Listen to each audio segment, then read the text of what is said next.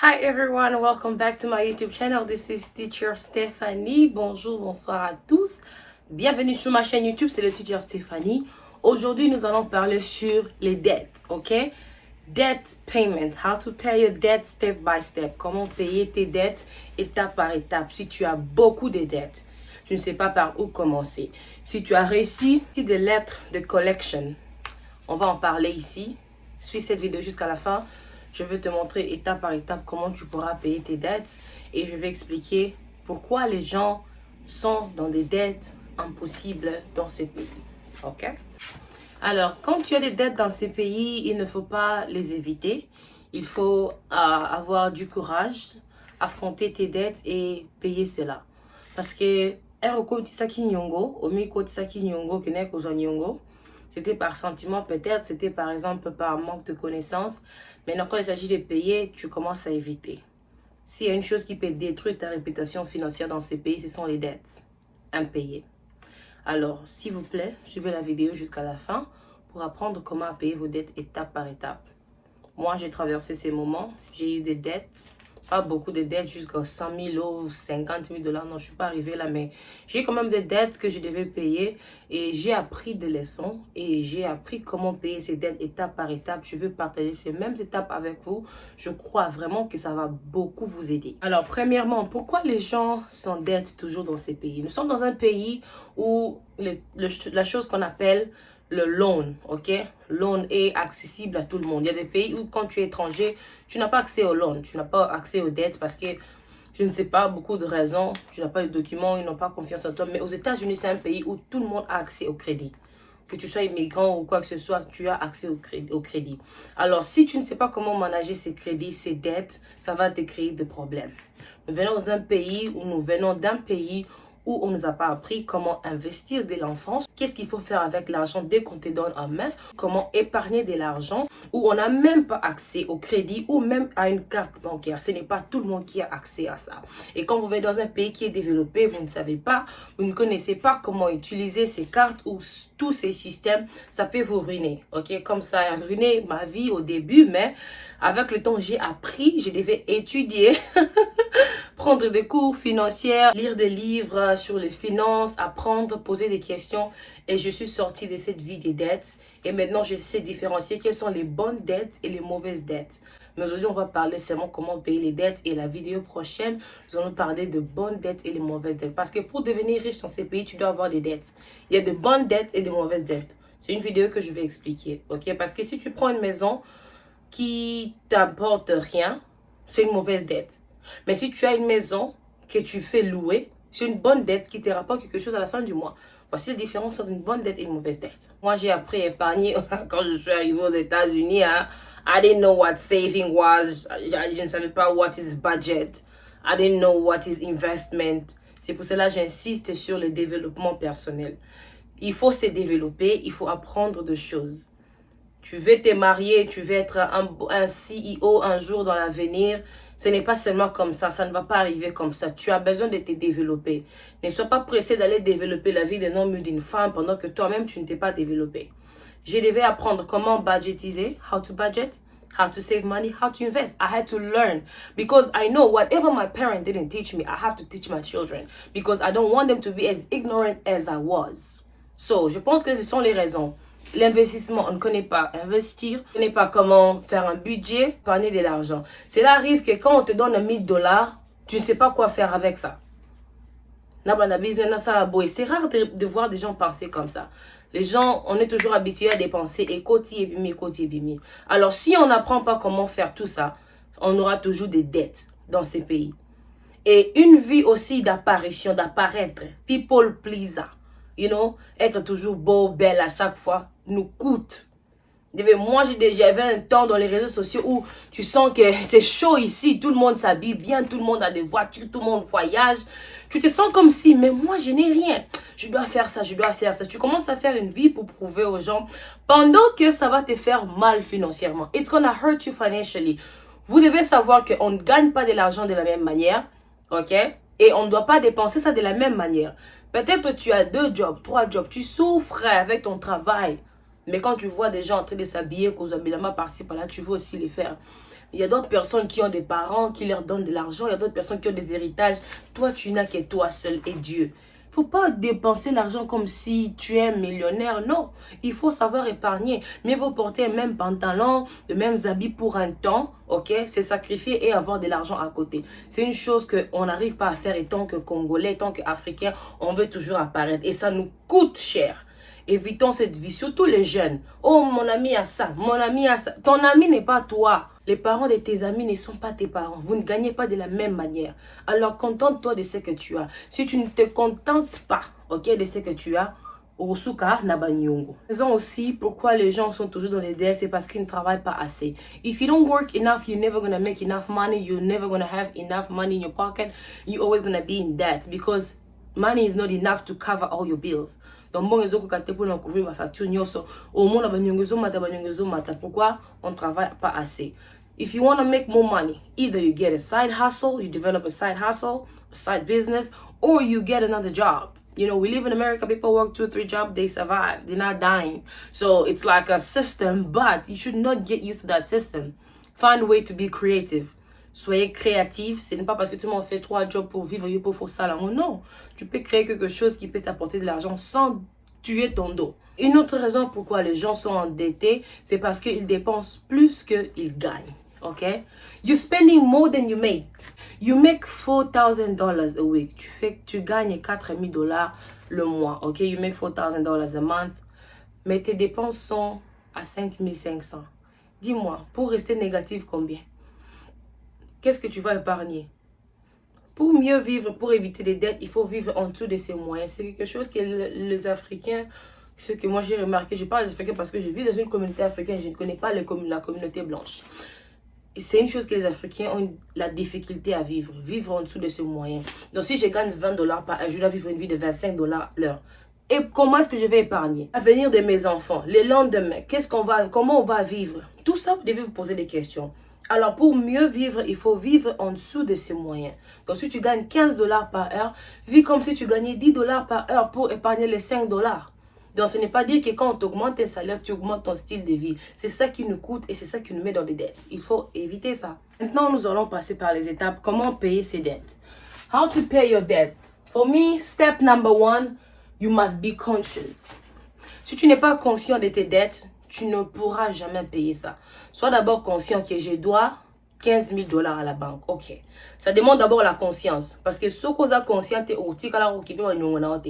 donc tu sais que tu as des factures quelque part qui t'attendent. Mais oso ignorant, oso betango kara.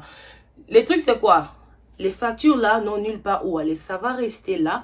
Même si tu jettes ça à la poubelle, les bureaux vont t'envoyer. Les collection office vont t'envoyer encore des lettres. Paye ta dette. Alors, il faut être conscient. Be conscious. Step number 1 pour moi, c'est be conscious. Sois conscient que j'ai des dettes et je dois faire quelque chose pour payer ces dettes. Step number 1. Alors, step number 2, list your debt. OK? Après avoir eu ta conscience, tu dois faire une liste de tes dettes. OK? Tu fais la liste.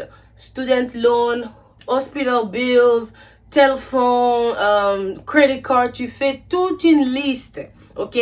Vas-y à la maison, cherche tous les factures qu'on t'a envoyé des dettes. Congo Lango, prends ça, tu mets ça sur place, ok?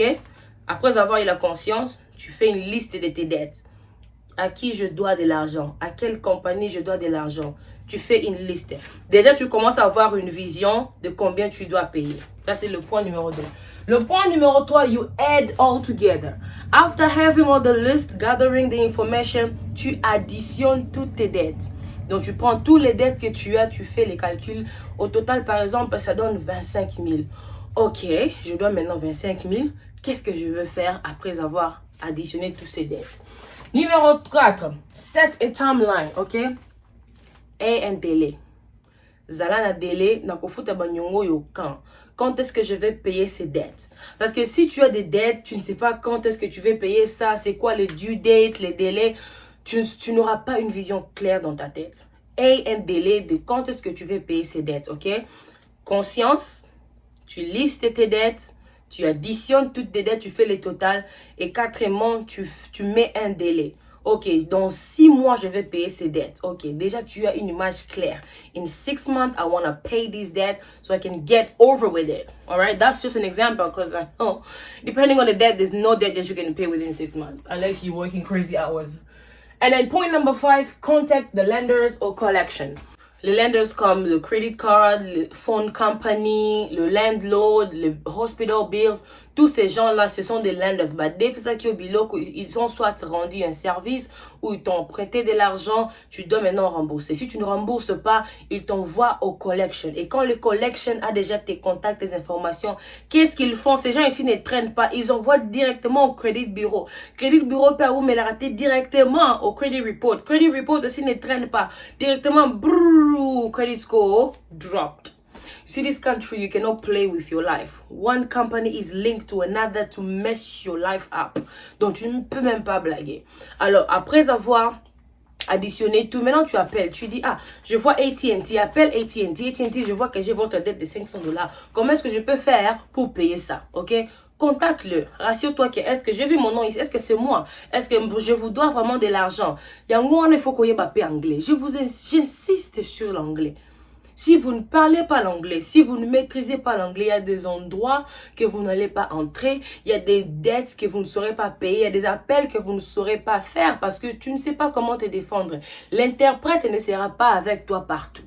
Moi, j'enseigne l'anglais, j'insiste toujours dans ma classe que parler l'anglais, boloba, bo debriata, muke, bo bunanango, et ça important. Soko zoli l'anglais te maman nangande konangai. Oro sala ni namboka oyo. Il y a des moments où je regarde les genres de travail que nos frères et sœurs font. C'est comme s'ils vont rester là pour de bon. Parce que langue est il n'y a pas de son métier. Moussanyo se fout à bon, c'est bien, c'est clair. Mais tu n'as pas quitté ton pays pour venir souffrir ici comme tout le monde, comme d'autres personnes. C'est pour cela qu'il faut faire un minimum d'efforts pour maîtriser l'anglais. Maîtriser la langue anglophone. Tu es dans un pays anglophone. Ah, l'anglais, tu vas rester là-bas là où tu es. Nasa, Mesa. On me m'a carton, tu vas rester là. Pourquoi? Parce que tu ne veux pas parler de l'anglais. Il n'y a pas de son métier, je répète encore, mais il y a des moments où tu as fait un travail et tu te dis, non, I deserve better. Je dois faire mieux. Mukongwe suyo, zoka ndoto passe, zoka ndako lembi. Pour anini, osana musala muso que nous appliquer te okosala les offandi parce que tu ne sais pas comment parler l'anglais. Boye kola anglais. Hey! Après avoir contacté le collection, tes lenders, les compagnies que tu dois de l'argent, maintenant tu set a budget. Setting a budget is very important because maintenant que j'ai additionné toutes les dettes, maintenant je vais établir un budget. Ok, tous mes dettes coûtent $50,000 ou $20,000. Maintenant je vais faire un budget de $20,000. Comment est-ce que j'aurai ces $20,000? Comment est-ce que je vais partager ces $20,000 pour payer toutes ces dettes? Quand tu as un budget clair, tu sais maintenant comment je vais travailler pour avoir de l'argent et payer toutes ces dettes. Donc, c'est étape par étape, ok? Donc, aie un budget clair des dettes que tu as. Et septièmement, pay smallest to biggest, ok? Quand tu as maintenant toutes des dettes, moi j'ai utilisé cette méthode de paying the smallest debts to the biggest, ok? Parce que si tu commences à payer une dette de $10,000, you're going to see like you're not making any effort. It takes long, okay? So I always advise to start from the smallest to the biggest because once you start making progress, you see that, oh, I only have 2 left. You get excited because you feel like all these are going down. Par exemple, tu as une dette de $10,000, 3,000, 1,500, 500, 300, 250, 250. Tu commences à payer the smallest to the biggest. Donc, tu commences avec 150. Ah, bah, paye, bah, foutu, semaine, oh, yobi, ah, 150, non, l'ongo, ou pas. Au foutu, bah, on cache, au l'ongo, liango. Et l'ongo, 250, tu divises ça peut-être par 2, tu payes une dame, ah, c'est parti. 300, ah, je vais donner cash. 500, ok, je vais faire par tranche. Tu divises ça par 2, 250, éliminé. Maintenant, tu restes avec le 3. Tu vois que tu fais un progrès, ok? Jusqu'à ce que tu vas arriver là. Maintenant, à 10 000 aussi, il y a des dettes que tu peux négocier. Tu appelles le collection company, you tell them, je n'ai pas $10,000, j'ai $2,000 cash. Il y a des compagnies qui acceptent. Ok, paye ça sur $2,000. Tu payes $2,000 et ils ferment l'account. Ils enlèvent ça sur ton crédit report et ton crédit commence à augmenter. Ok, donc fais un effort de payer tes dettes de plus petit au plus grand. Ça va t'aider, ça va te faciliter à terminer toutes tes dettes. Ça va prendre du temps. Avec les grands montants, tu peux négocier et ils peuvent diminuer le montant. Huitièmement, set a reminder. Il faut toujours avoir un rappel et quelque chose qui te rappelle. Si tu as un frère ou tu as un calendrier, dis à ton frère, écoute, je vais payer ces dettes dans 6 mois. J'ai besoin que tu m'aides, motive-moi un peu, rappelle-moi un peu si j'oublie. Je vais payer à cette date ici, rappelle-moi si j'ai oublié. Il y a des gens comme ça dans notre vie, we call them accountability partners. On te responsabiliser à payer ces dettes. Si c'est ton mari, si c'est ta femme, si c'est ton cousin, ton ami, et une personne dans ta vie qui peut toujours te motiver à faire de bonnes choses. Tu as besoin de ce genre de personnes. Avoir aussi un calendrier dans ta chambre ou dans ton salon où tu dis, les 15, je dois payer le student loan. Le 22, je dois payer le téléphone loans. Tout ça doit être organisé pour avoir une vision très claire de dettes que tu dois payer. Et neuvièmement, automated payment or call. Tu peux faire un automatic payment. Automatic payment meaning, cela veut dire que tu n'as pas besoin d'appeler. Quand l'argent entre directement dans ton compte, le jour J et ils prennent de l'argent. Donc, tu dois juste te rassurer que le 15, quand le collection va prendre de l'argent, j'ai déjà $150. Là, ils vont juste te prendre. Parce qu'il y a des moments que tu oublies. Ça arrive que tu oublies, il vient prendre de l'argent, il trouve rien et ça met ton compte au négatif. Alors, pour éviter ça, mets un reminder. Tu mets soit un automatic payment où tu n'as pas besoin de penser, je dois payer. Non. Laisse l'argent dans ton compte, les 15, ils prennent leur argent, ou soit tu fais un appel chaque les 15, ok, I'm calling to make a payment. Tu payes pour ta dette et c'est fini. Un truc avec le lenders, ils aiment voir la volonté des gens. Quand ils voient que la volonté, tu veux même payer un $50 par mois, un $100, ils vont pas donner les rapports au credit bureau. Et le credit bureau ne va pas détruire ton credit score. Alors, si tu ne pense pas que ce que fouti banyongote na mboko obimi gang. Obimi gang te ba obeb c'est leur réputation financière et tu vas aller prendre une maison ou une voiture dans le futur. On te refuse parce que tu as négligé une dette de $150. Et ça détruit toute ta réputation financière. Alors, ne blaguez pas avec les dettes ici. Minimum or full. You can make a minimum payment when you want to pay your debts or you can pay them in full. Okay, there's some companies where you can negotiate, tu peux négocier. J'ai $50 par mois, j'ai $100 par mois, je peux payer. Ici, on paye les gens 2 fois le mois, ok? You get paid bi-weekly. Donc, après 2 semaines, on paye les gens. Donc, tu peux toujours enlever un $100, tu payes pour éliminer tes dettes. Donc, c'est la seule manière de payer tes dettes si tu n'as pas les cash. Parce que si on te dit de payer $10,000 cash, aux gens en côté. Ils ont tes volontés pesées. Mais tu peux les payer par tranche. Tu peux dire, je paye $100 par mois. À tes 800 ans. L'essentiel que tu fais un paiement et ils n'ont pas un problème. C'est ça le bien avec ces pays. Get a second job or create a side hustle. Si tu te retrouves avec beaucoup de dettes, tu sens que les heures que tu travailles au travail est vraiment peu, cherche un deuxième job ou un troisième job. Ou tu crées quelque chose à côté qui peut te rapporter de l'argent, un small business, un petit business, moi, comme tu crées ça à côté pour te rapporter de l'argent. Parce qu'avec un job, tu ne sauras pas peut-être payer toutes tes dettes, tu as le travail, tu as la famille en Afrique, tu as les bills ici qui t'attendent, les assurances, tous ces trucs-là. Et tu te retrouves qu'avec un seul job, tu n'arrives pas. Donc tu seras obligé d'aller chercher un deuxième job. Et ça, on a la sonne n'a pas boye, mais qui vous ça des jobs, des alliés. Il faut faire pour payer tes dettes. Tu ne vas pas te dire, vas-y, cherche un travail, paye, ou soit tu crées. Si tu n'es pas capable de créer, tu prends un deuxième job pour payer tes dettes. Quand tu termines à payer tes dettes, tu peux éliminer le deuxième job et tu avances ta vie. Quoi qu'à son idée, parce que ce n'est pas nous qui sommes les téléspectateurs qui regardent ta vie, qui t'admirent. Tu as une belle maison, tu as une belle voiture, mais banyongoti. Non. À quoi sert l'homme de gagner toutes ces choses s'il perd sa propre vie? Tu perds ta paix pour gagner toutes les choses de ce monde. Donc, it's not worth it. Aujourd'hui, on s'arrête là. Comment payer les dettes? Je vous ai expliqué. Number one, vivez une vie en dessous de vos moyens. Ne vivez pas une vie au-delà de vos moyens pour vous éviter des dettes. Number two, soyez conscient. Quand tu es conscient que j'ai des dettes, tu vas travailler pour payer ces dettes. Number three, list all your debt, ok? Faites une liste de toutes tes dettes pour avoir une vision claire de combien tu dois. Number three, tu additionnes toutes tes dettes et tu vois le total. Numéro 4, set a timeline. Tu dois avoir un délai. Quand est-ce que je vais terminer avec toutes ces dettes ici? Ne vis pas seulement comme ça, non, non. Un délai. Number 5, contact lenders and collection. Appelle le collection. Chaque mois, chaque semaine, tu as des lettres qui arrivent à la maison. Pay your debt, pay your debt. You have to call them. I made a call and I told them I want to pay $50 a month. They will take it.